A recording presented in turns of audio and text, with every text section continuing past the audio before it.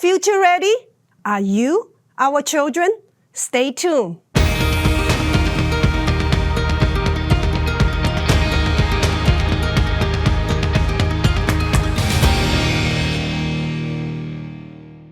Welcome to EdTalk. I'm Julie Yang, President of the Montgomery County Board of Education, and I'm so glad you are joining us. Today, we are talking about the future of education and what it means to be future ready. Let me share with you my personal future ready story. When I came to this country for graduate school, I have 2 suitcases and a pocket dictionary and a whole lot of hope and determination. I worked in restaurants, libraries, and even tutor kids to get by. Each job taught me something about humility, hustle, and the quiet dignity of showing up every day, problem solving, and how to work with people. More than any textbook, this experience prepared me for life. And it is this kind of preparation our kids need too. That's why education can't just be all about test scores and diplomas. It has to include experiences that equip students with creativity, adaptability, and know-how skills that no machines, no app, and no shortcut can replace. Here in Montgomery County, we have the opportunity to model what future-ready education looks like for the nation because of our diversity, our innovation, and our shared belief that every child deserves the chance to succeed. So today, let's explore how we can ensure that our children are future ready. To help me with this discussion, I'm delighted to have 2 very insightful guests with me. Please introduce yourself to our viewers. Hello, nice to be here. Thanks so much for having me. My name's Anne Khademien. I'm the Executive Director at the universities at Shady Grove here in Montgomery County, a regional higher education center in the University System of Maryland. Welcome, Anne. Thank you. Okay. And hi, I'm Kate Stewart. I'm the President of the Montgomery County Council and the representative for District 4. Welcome, Kate. Thanks. I'm glad we're doing this conversation. So my first question is, before we dive into the big question of today, can you share with us one defining moment in your own education experience? Who wants to go first? Oh, okay. Thank you, Anne. Thank you, Julie, for that question. So I actually have 2 when I thought about this, and both are when I was in middle school and high school. So when I was in middle school, I remember that one day the math teacher came up to me and said, "Can you stay after school because we have a math club?" And, I never thought I was that good at math. Again, middle school, young woman, girls. I was always leaning towards history and other things. But I went to the math club and I loved it. I loved solving problems and doing all of that. And that really opened up a love for math that I didn't actually even know I had. She saw something in you. Yeah. You didn't even know. I know. Wow. It was really cool. Yes. And then when I was in high school, the other thing I remember is Miss Winslow, my English teacher, I remember one time my senior year, she handed me back a paper and she's like, "I'm going to give you an A on this, but you need to go home and rewrite this because this is an A, but this isn't an A for you. Oh. And you can do better." What is my personal best? Yes. Yeah? And she was like, to get that A, though, you have to go home and you actually have to rewrite this because I know you can do better. Wow. And in both of those instances, they were times when educators really saw something in me and that I wasn't seeing in myself at the time. Wow. What about you, Anne? Those are great stories. Yeah. Those are great stories. I know. So mine is from high school. I went to high school in a small town called Olivet, Michigan. There were 300 and maybe 50 students altogether, grades 9 through 12 in my high school. And, small high school teachers doubled up on different years and, we didn't have a lot of teaching staff. But one year we had a former prosecuting attorney from Kalamazoo, Michigan, who taught our government class in my senior year. And he said, look, I don't have a lot of teaching experience, but I can recreate things that happen in the courtroom. We can do mock trials.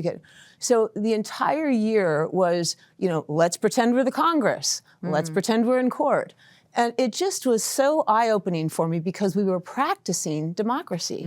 I had no idea what it meant to be civically minded. I had no idea what it meant to make decisions as a community. But he was showing us how it was done. And that just sparked something in me that I wanted to know how communities can make decisions. How can communities work together? And I became a political science major.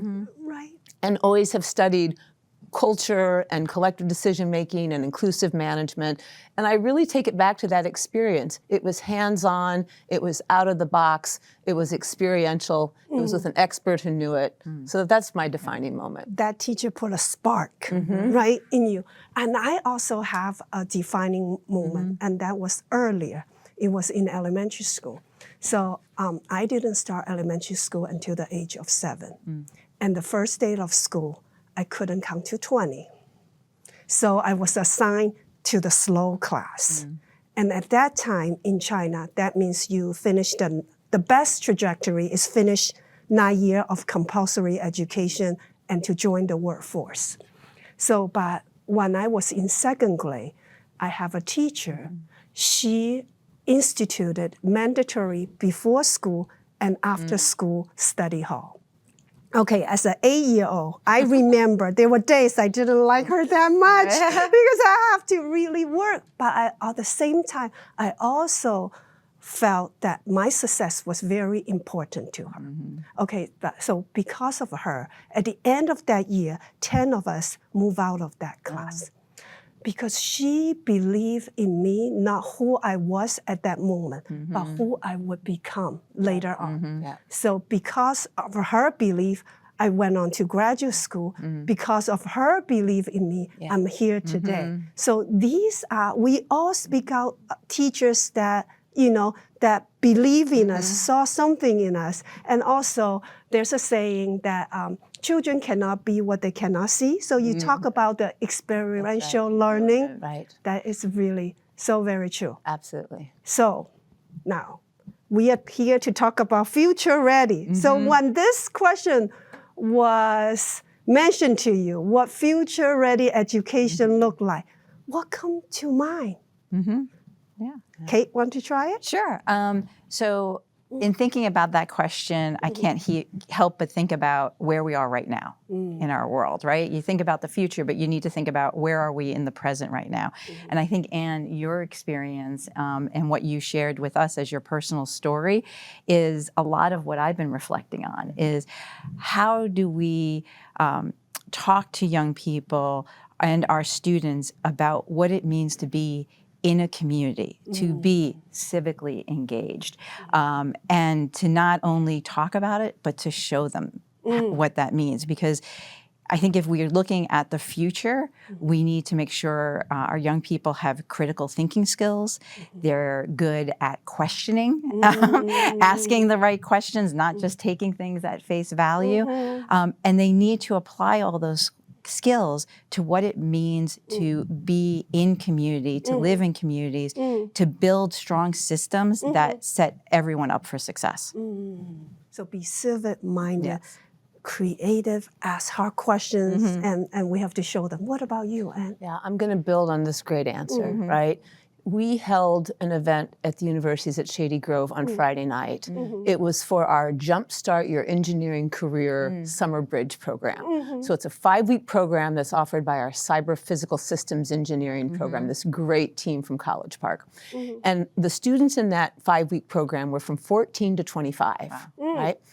47 of them, in 5 weeks, they formed teams, find a problem, and solve that problem with a cyber-physical solution. You cannot believe the solutions that these students were finding, right? I mean, a band that you wear to detect the onset of a seizure if you have epilepsy, right? A drone that detects changes in the weather patterns that can predict fire, forest fires. It was remarkable what these students are doing. And what really stood out for me was they had some confidence and they were aware of some key skills that each of them had. They built teams. They knew how to work in teams. They instantly figured out what strength each of them brought to that team and how they would work together. They troubleshooted, they problem solved, they used all of their creative energy, but most importantly, they cared about something in their community and they were trying to solve that problem. And so when I think about Future Ready, I agree. I think it is not only having skills and knowledge and tools at your hands, but how do you use them to solve problems? How do you use them to work with others? How do you use them to take us to that next level? We are at such a crossroads in our country and in the world with so many colliding challenges. This is a time for innovation. This is a time for entrepreneurship. This is a time for creativity. This is a time for teamwork. And our students need to know how to utilize the things they have at their fingertips to be able to do that in a team-based kind of way, in a community-focused way.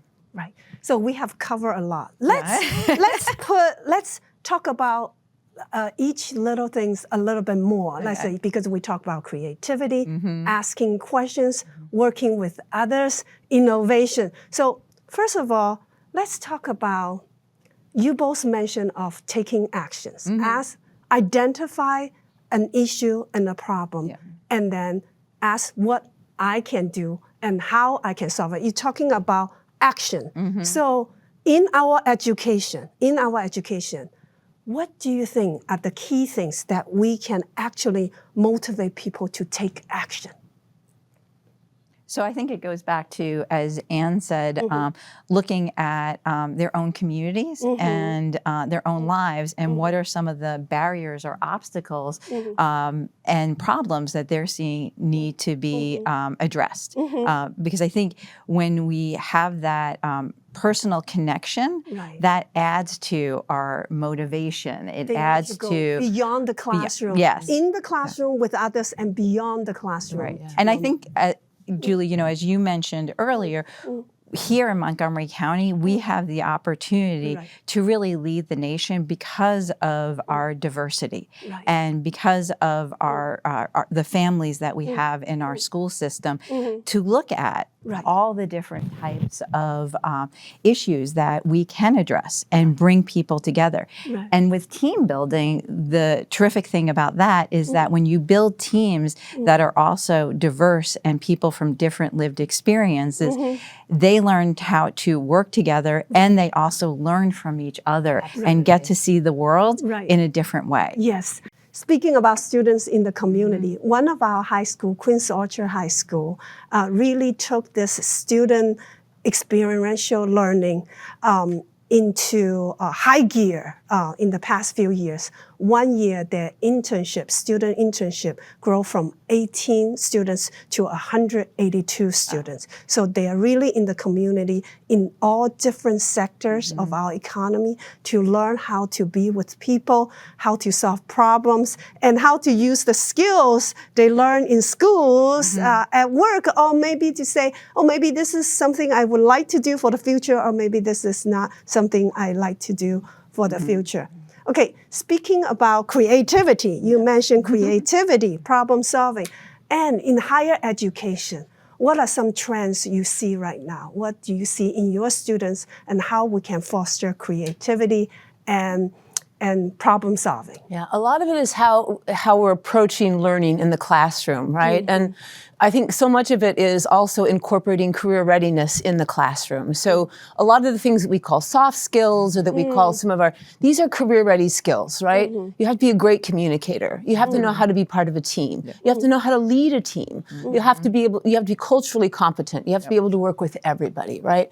You have to know how to take care of yourself, right? There are all these things that you need to know to hit the ground running when you start your job, right? And so a lot of what we are doing at the universities at Shady Grove and elsewhere is starting to build in these career-ready competencies into the educational experience, right? It can be alongside what they're doing. It can be part of the classroom itself. You know, it's one thing, clearly, every student needs to understand AI. Every student, you know, there's all kinds of technology and things that students need to know, basic fundamentals.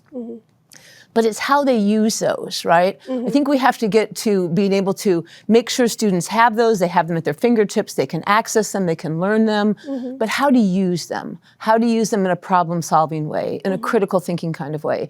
And there's an organization called NACE, the National Association of Colleges and Employers, that really focuses on what it takes to be career ready. And these surveys of employers will tell you again and again and again, you know, you can have straight A's and a great GPA, but if you are not career ready, it takes them another year to prepare you to do the job, right? Even a PhD can't hit the ground running unless they're career ready, right? So we're really leaning into great communication skills, teamwork, and that means that in the classroom, students are doing more of teamwork, problem solving, working with an employer, working with a community group to solve a problem, to find a solution to something, figuring out how to collaborate, how to work well, how to be fair, how to be accountable. I'll end on this.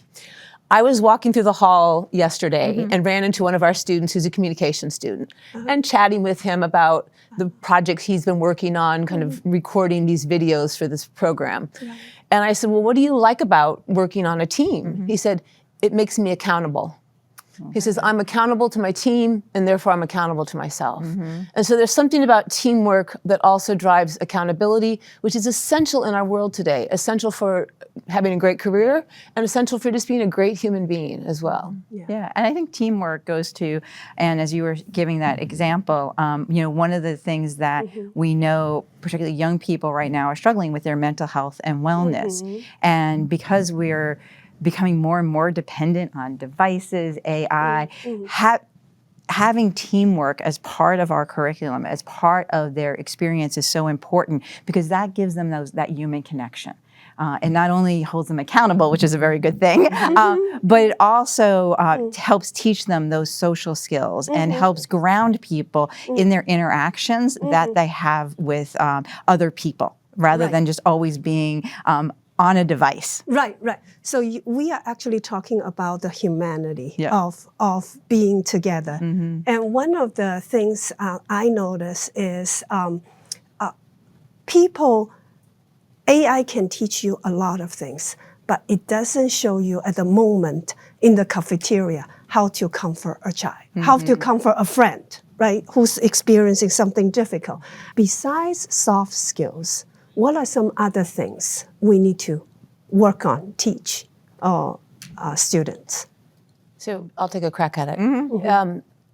We think it's really important that educational institutions, everyone from K-12 all the way through higher ed, and employers have a different kind of relationship, right? I think we typically reach out to an employer when we need an internship or when we need a job, right? Or we need a job fair.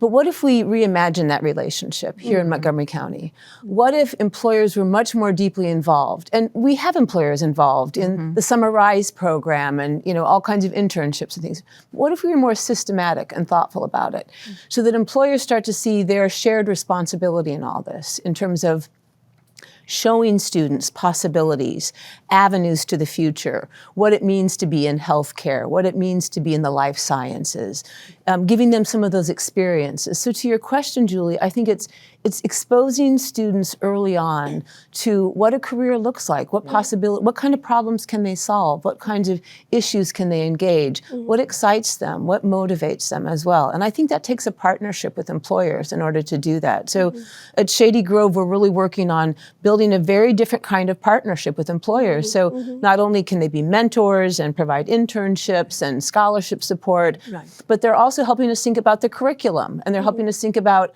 how you prepare students hands-on learning.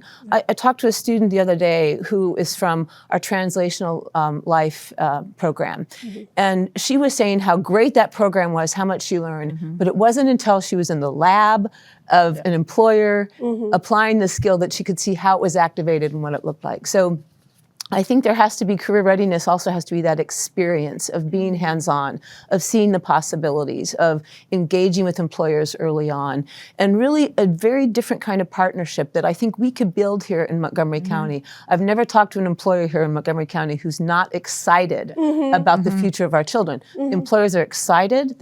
This is their workforce. And they care about our community. So I think it's a different kind of partnership that we need to build in order to really give students that kind of experience and that kind of exposure to the possibilities. With a little bit of information, students can go a long way, but sometimes we deny them that information, that look into the future. We need to show them that. Right. So you're really talking about mentorship and much closer collaboration with the workforce, with the business community, with corporations.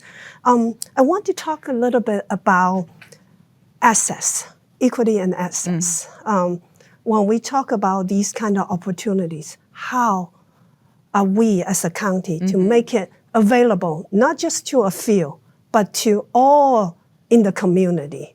Any thoughts on that? Yeah.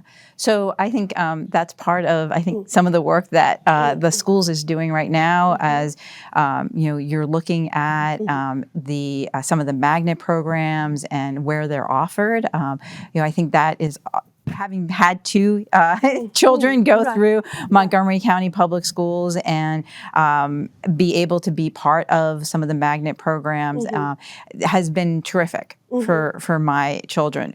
And we need to make sure that those programs are easily accessible around our county and to more young people. Because I think to Anne's point is exposing young people to potential different career paths and what's out there is so important.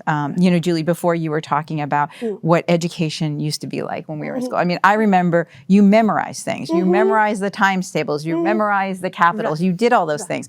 But that's not going to prepare our young people to be future ready. We need to have them exposed to all the different possibilities that are out there. And I think here in our school system in Montgomery County, we do a good job in some areas, and we need to think about how do we really make that accessible across the board for our students. I'm glad to see we have a lot of CTE programs throughout the county, and that's one way we can strengthen it. And offer more opportunity for the kids.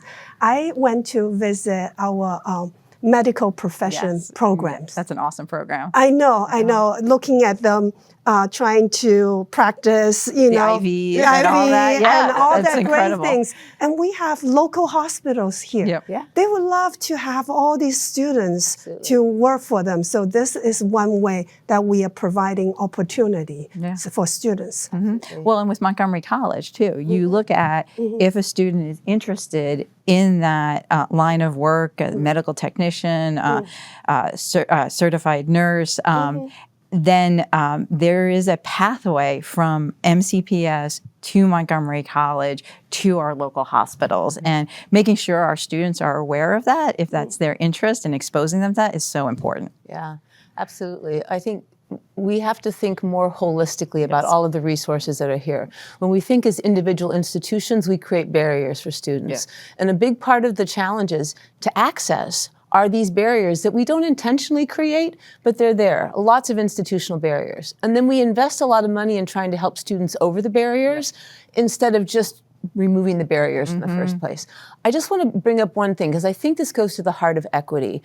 And Montgomery County Public Schools is leading in this with the RIASEC program. This is the college and career readiness, right? And understanding your strengths, understanding your interests, and understanding your values. I think 6th and 9th graders are having some of this coaching right now. Right now, happening in our middle schools, yes. And at universities at Shady Grove, we're also working on introducing students to their strengths, interests, and values and picking up on that.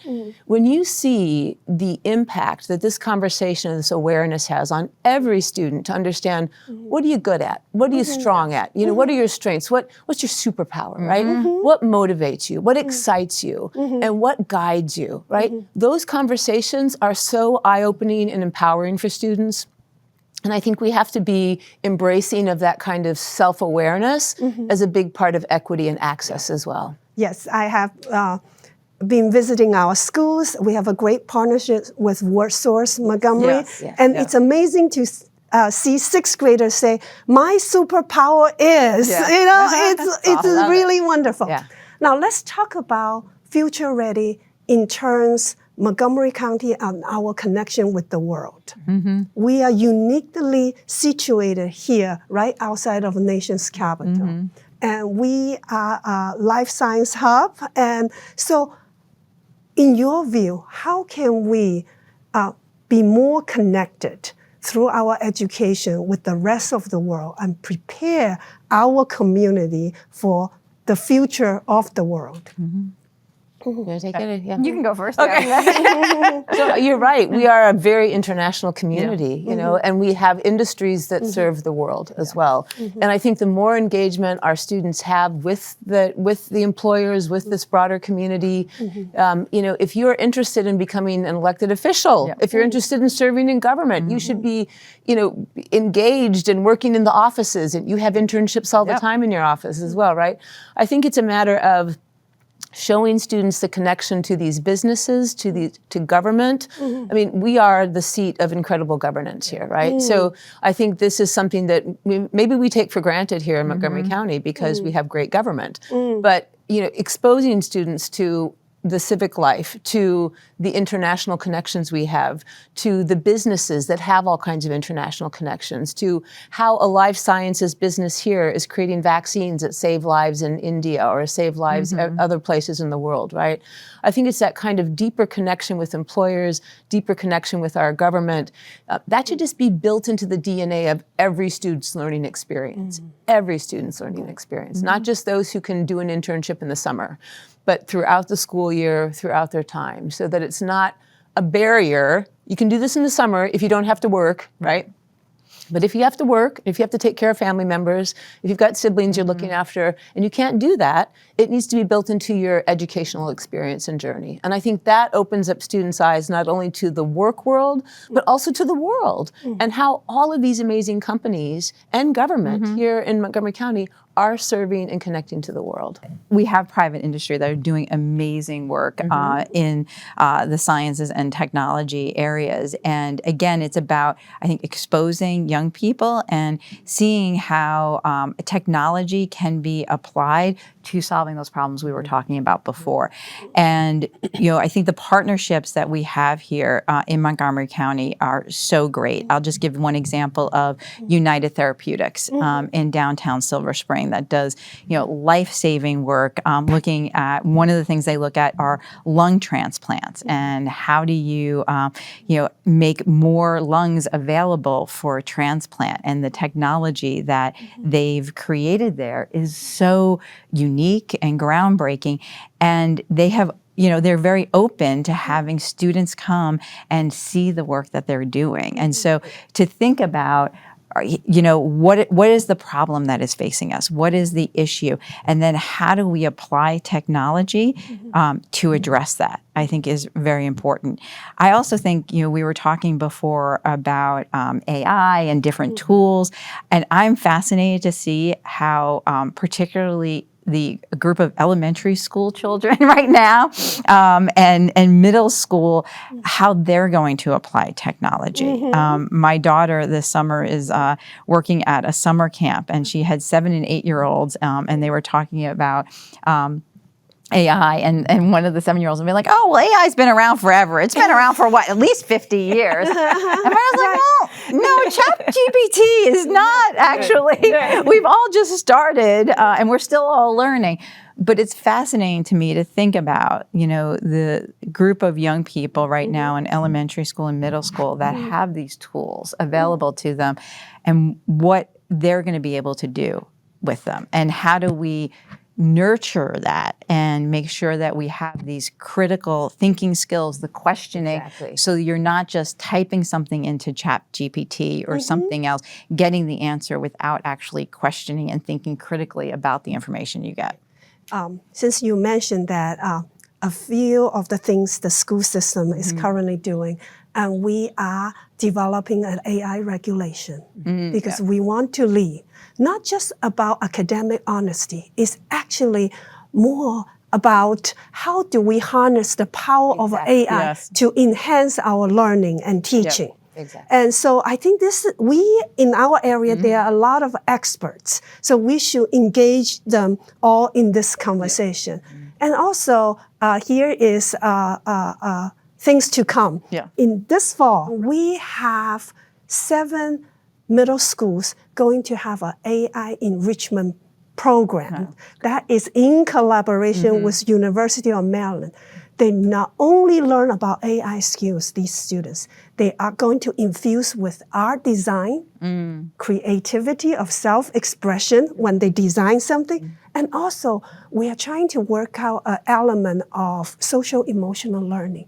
We're going to have retiree community members to have that intergenerational relationship in this work. So this is all. I'm volunteering. Yeah, volunteer. All right. Sign up. Okay, sign you up. Okay, sign you up. You're hitting all the right points, right? That the technology is life-changing and transformative, but it's how you use the technology and how you drive it. And we talk about ethics all the time in technology, but so someone who has critical thinking skills, who's well-grounded, who understands their community, who has empathy, these are the people, these are the people who should be solving problems with AI, right? And so having that combination, it's not just about learning the technology, it's how you use the technology and towards what end. And I'm also thinking about being globally visible. We actually, with our diversity, we have such strength in our diversity. How many languages is spoken here in Montgomery County? You know, I think 1/3 of Montgomery County probably was born outside of Montgomery County. So that can open the world to us. What are others doing? How can we collaborate? And how can we use technology to improve the quality of life for many people? When we talk about future ready, I come often to think about our youngest learners. We teach them how to write, how to do math. They absolutely need to master that and feel successful at that. And I also feel like we need to give them hope. And what are some things you see that our school system is doing well, and what are some things we can do more? So I think the partnerships we have with some of our arts programs and providers in the county are great. I think of Strathmore and the youth orchestra and what happens we do there. Field trips there. We do field trips there, but you know, having young people at a very young age who may never have, you know, held a violin, learn how to play and do those things opens up so much more to them. And I think we're very fortunate here to have the Strathmore, as you said before, to be close to DC and all of the Smithsonian's, Imagination Stage and the Lumina Theater. We have great theater for young people. The Kids Museum, you go there and you can just like go and create and problem solve and do all those things. And it's using the skills that they're learning in the classroom, but taking them outside of that. And being able to let them explore without sometimes the pressure of being in the classroom and you know, having to perform in a classroom and what that means for some young people. We have a program called Nature Forward that's working with the school system, take the students to the streams, test the water. Oh, my backyard water actually have so many things in it. And there are things I can do to help to make this a better place for all of us. Right. Well, do you know we have eels in Sligo Creek? Oh, no. We do. We have, so see, these are the programs that you take young people and all of a sudden you see like they're in the street and you're like, oh my gosh, we have eels here. Right. And some of our students met a person called Mr. Algae. Mr. Algae, he used machine to extract algae from the Chesapeake Bay And this algae can turn into building materials to build a school. You know, like these are the amazing things to give them hope, open their eyes. The other thing I think that we do really well here in Montgomery County is opportunities in athletics, Yes. right? There's a lot of opportunities for athletics. And I think about not only in the schools, but clubs like the 480 Club, you know, where there's a focus on mentorship and teamwork and team building. A lot of times athletics is an opportunity for many students who can't afford or can't access music lessons or something else. Athletics is a great outlet. And so I think, and we see a lot of students who have been athletes, they bring a kind of discipline and a focus to their academics as well. And awareness of that I think is really important. The other thing I'll add that I think we can do more of, I think we can do more to show students early on the bridges and the connections across educational opportunities. And we're doing a lot of that with partnerships. But, we held this summer something called the Ocean Bowl Games with a group called Steam Your Dreams. It was 130 middle school students who spent the whole day badging and learning all about nursing and learning about cyber physical systems and learning about things. But the next day was this huge competition that they had been preparing for over the last 5 weeks. That they drew on all their STEM skills and their science skills. But it was a big video game competition. The competition, the intensity, the gamification was amazing. The pride of winning, the pride of achieving was amazing. So I think there's a lot we can do in these kind of summer bridging programs and opportunities to build on teams and competition and gamification as well can be a real opportunity to open students up to new possibilities as well. And I think also just building on that and thinking about areas where I do think we have some strengths, but also wanting to lean into a little bit more. We've been talking today a lot about technology and science, which is great, and we need to. And we need to remember the humanities. And we need to remember, the like writing of poetry and of short stories and giving spaces to that as well for our young people. And having them experience, like, what does that mean? And, the fact that, like, what is a poet laureate? And, and how do we harness words in different ways to express our humanity? And I think this comes back to what we were talking about before, which is all of these skills, the critical thinking, the questioning. In it, we want our young people, when we're thinking about the future and preparing them for that, to be part of communities and to ground them. And they need to have all these different pieces in order to do that. And even for our youngest learners, and we tend to talk about more urban part of Montgomery County. We have a huge agricultural reserve there. Yes, absolutely. I was just at the county fair, right? And I saw 4-H clubs of students of all different ages. They come to showcase the tomato they plant in their backyards. They come to showcase the lamb, the pig, and all these things are in our community. So we really need to take our kids out there to have their hands in the land. And that is also future ready. Absolutely. It's not just AI, it's future ready. Learning about our agriculture, where your food comes from, what's healthy living, nutrition, how do we provide food for the world? That is also very important. Very important. I want to talk about one topic that's close to my heart, financial literacy. In this world, we all need to manage. As a country, we need to manage our money. We have trillions of dollars of debt. As a county, you and I do budget all the time. And every single student need to learn to how to. Let's talk about financial literacy. What do you see in the higher education space? How are our kids? Increasingly, financial literacy is just becoming part of student services and part of the atmosphere. We have a special center on scholarships at Shady Grove that specializes in food insecurity as well as financial literacy as well. And so it's programs to help students do their taxes, to just learn about balancing a checkbook, to learn about how to manage their money, to learn about the new apps that are out there for managing your money, to learn about mortgages, to learn about investing. All of these things students have to have a handle on this. And so many of our students' family come from a different financial system. They're immigrants to our country. So we have to give them an equal opportunity in this regard. That knowledge is power. So we have been talking about things that we can do as a society, as a school system, as a higher education institution, as government that can help our students. But in the end, I want to talk about agency.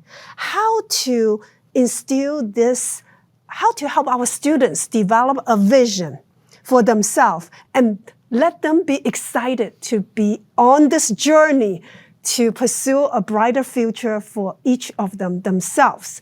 Can we talk about some ideas of how to get our students excited together to work on this? Yeah, so I think it's teaching our young people that failing is okay. And trying something and maybe not getting it 100% right the first time, or even not completely wrong, is okay. And I think that is something that, at a very high-performing school district like we have, it's resilience, but it also teaches the critical thinking, the questioning, because if you're nervous about getting something right, exactly, the answer right, or the project correct, you're less likely to take chances. And so what I think we need to build into our classrooms for our young people are environments in which they're able to take risks.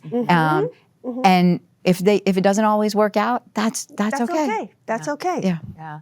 I mean, I think that's absolutely true. I also think we have to think about what we measure and what we celebrate. Yes. And if we're always celebrating the highest GPA and the highest test score, right? That's kind of what students are aiming for, right? If they can't do that, they feel like left out. They're in that percentage that's not there. So thinking about what we celebrate, the accomplishment of a team, the change that someone drove, the impact that someone had, the older member of a community that someone helped and served. I think we have to really celebrate the things that we think are really important in this world of the skills of communication and of empathy and caring and community building. So when I think about that, I think about the format we deliver education. Traditionally, it's one way. The teacher talk, the student listen.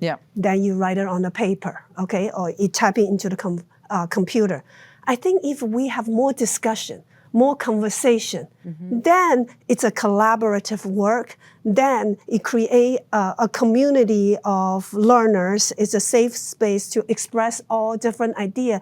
Then you take on the agency because you are part of this process. So I think that will prepare them work with the others when they join the workforce, when they have a dialogue in the civic association. And so all of these things, taking risk, what we measure, and how we do, the format we do education is to get our students to be active partner in this journey together with us to be future ready, Absolutely. A big thank you to my guests, Anne and Kate, for joining us, sharing your insight and wisdom.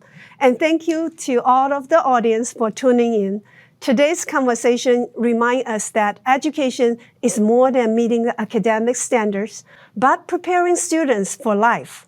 It means building a school system that values creativity as much as content, resilience as much as results, and purpose as much as performance.